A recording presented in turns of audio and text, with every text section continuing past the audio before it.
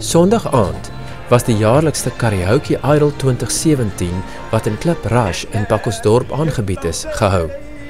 Stefan de Klerk van Pakkelsdorp is Sondag aand aangewys as die wenner van die Karaoke Idol 2017.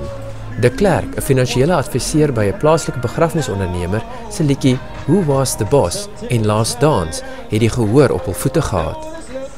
Geraldo Loos het tweede geëindig met JD April Swarts in die derde plek.